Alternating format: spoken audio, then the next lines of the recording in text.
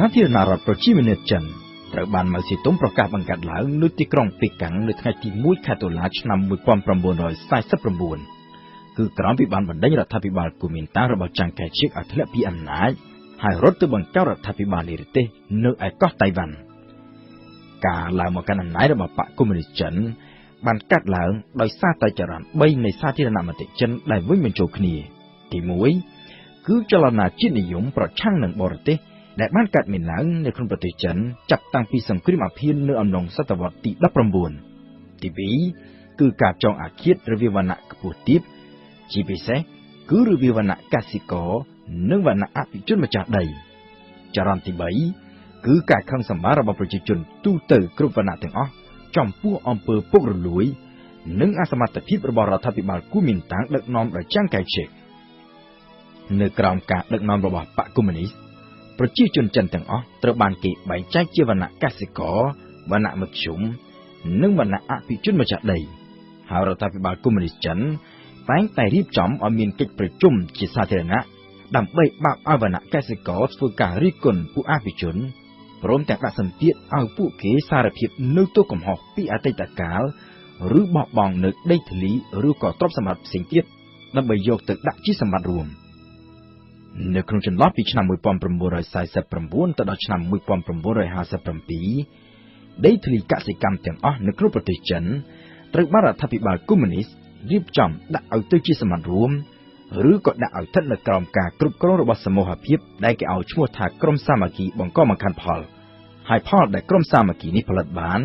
គេត្រូវកាត់ទៅឲ្យរដ្ឋពី 5% ទៅ 10% សកម្មភាពសេដ្ឋកិច្ចនៅតាមទីក្រុងវិញក៏ត្រូវបានដាក់ឲ្យស្ថិតនៅក្រោមការគ្រប់គ្រងរបស់បកកុម្មុយនីសផងដែរដោយគ្រប់សហគ្រាសឯកជនទាំងអស់ត្រូវរដ្ឋាភិបាលកុម្មុយនីសយកមកដាក់ធ្វើជាកម្មសិទ្ធិរបស់រដ្ឋហើយរាល់សកម្មភាពរកស៊ីជាលក្ខណៈឯកជនទាំងអស់ត្រូវដាក់ឲ្យនៅក្រៅច្បាប់អ្នកជំនួញណាដែលសុខចិត្តសហការជាមួយនឹងបកកុម្មុយនីសត្រូវបានរក្សាឲ្យនៅកាន់អំណាចនៅក្នុងក្រុមហ៊ុនរបស់ពួកគេដដែលក៏ប៉ុន្តែនៅក្នុងឋានៈជាបុគ្គលិករបស់រដ្ឋចំណែកឯអ្នកជំនួញដែលមិនព្រមសហការជាមួយនឹងបកកុម្មុយនីសត្រូវប្រឈមមុខនឹងការដាក់ទោសហើយខ្លះក៏ត្រូវបង្ខំចិត្តរត់ចោលផ្ទះសម្បែងចោលទ្រព្យសម្បត្តិដោយរត់ភៀសខ្លួនចេញទៅតៃវ៉ាន់ឬក៏កោះហុងកុង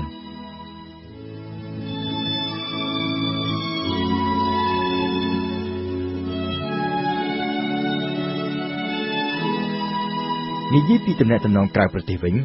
សាធារណរដ្ឋប្រជាមានិតចិនរបស់ម៉ៅសេទុងមានទំនាក់ទំនងយ៉ាងជិតស្និទ្ធជាមួយនឹងសហភាពសូវៀតដែលជាប្រទេសកុម្មុយនីសដូចគ្នានៅដើមឆ្នាំ1950ម៉ៅសេទុងដែលជាលេខាបកនិងជូអេនឡាយដែលជានាយករដ្ឋមន្ត្រីបានធ្វើដំណើរទៅកាន់ទីក្រុងមូស្គូដើម្បីចរចាចុះសន្ធិសញ្ញាមិត្តភាពជាមួយនឹងសហភាពសូវៀតតាមរយៈសន្ធិសញ្ញាមិត្តភាពនេះសាធារណរដ្ឋប្រជាមានិតចិនទទួលបាននូវជំនួយជាច្រើនពីសំណាក់សហភាពសូវៀតយុវជនចិនប្រមាណជា 20,000 នាក់បានទទួលអាហារូបករណ៍ដើម្បីទៅរៀននៅសូវៀតចំណែកឯសាស្ត្រាចារ្យនិងវិស្វករសូវៀតប្រមាណជា 10,000 នាក់ត្រូវបានបញ្ជូនឲ្យមកបង្រៀននិងផ្ដល់ប្រឹក្សាដល់អ្នកជំនាញចិននៅក្នុងការសាងសង់ផ្លូវថ្នល់ស្ពានទំនប់និងរោងចក្រជាដើមសម្រាប់សហរដ្ឋអាមេរិកវិញការឡើងកាន់អំណាចរបស់ពួកកុម្មុយនីសនៅក្នុងប្រទេសចិនគឺជាបរាជ័យដ៏ធំមួយនៃនយោបាយការបរទេសអាមេរិកនៅក្នុងសម័យកាលនោះក៏ប៉ុន្តែបើទោះបីជាយ៉ាងនេះក៏ដោយរដ្ឋការរបស់លោក Harry Truman បានទាញនៅក្តីសន្និដ្ឋានមួយថារដ្ឋាភិបាលសាធារណរដ្ឋដឹកនាំដោយចាងកែឈៀកបានបាត់បង់ការគ្រប់គ្រងទាំងស្រុងពីសំណាក់ប្រជាជនចិនដូច្នេះរដ្ឋាភិបាលនេះមិនស័ក្តិសមនឹងបន្តទទួលជំនួយពីអាមេរិកតទៅទៀតនោះទេនៅឆ្នាំ1950កងទ័ពកុម្មុយនីសចិនរបស់ម៉ៅសេទុងរៀបចំប្រុងប្រៀបខ្លួនដើម្បីវាយលុកទៅលើកោះតៃវ៉ាន់ក្នុងគោលដៅកំទេចរដ្ឋាភិបាលរបស់ចាងកែឈិកឈានទៅបញ្ចប់សង្គ្រាមស៊ីវិលឲ្យបានជាស្ថាពរនៅពេលនោះរដ្ឋាភិបាលក្រុង Washington បានកំណត់ថាអាមេរិកនឹងលែងលូកដៃចូលទៅក្នុងសង្គ្រាមស៊ីវិលនេះតទៅទៀតហើយដោយចង់ទុកឲ្យតៃវ៉ាន់ប្រឈមមុខជាមួយនឹងចិនកុម្មុយនីសតែម្នាក់ឯងក៏ប៉ុន្តែអ្វីៗត្រូវផ្លាស់ប្ដូរទាំងអស់នៅពេលដែលសង្គ្រាមកូរ៉េផ្ទុះឡើងនៅខែមិថុនាឆ្នាំ1950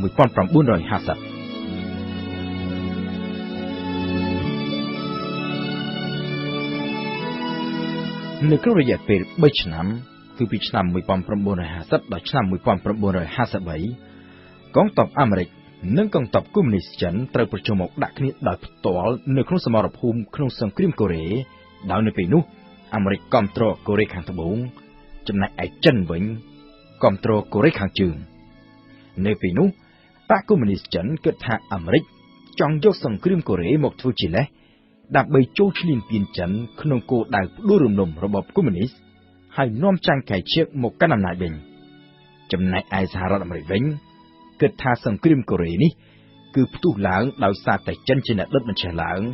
នៅក្នុងគោលដៅពង្រីកឥទ្ធិពលកុម្មុយនីសនៅក្នុងតំបន់ដូច្នេះសម្រាប់អាមេរិកចិនកុម្មុយនីស